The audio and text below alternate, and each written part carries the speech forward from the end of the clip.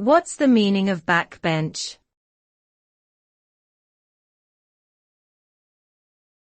Backbench.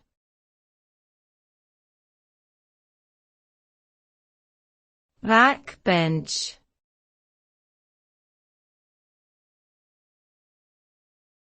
Backbench.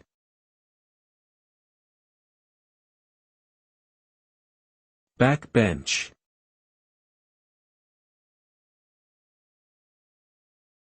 The term backbench is often used in the context of parliamentary politics, particularly in the United Kingdom and other Commonwealth countries.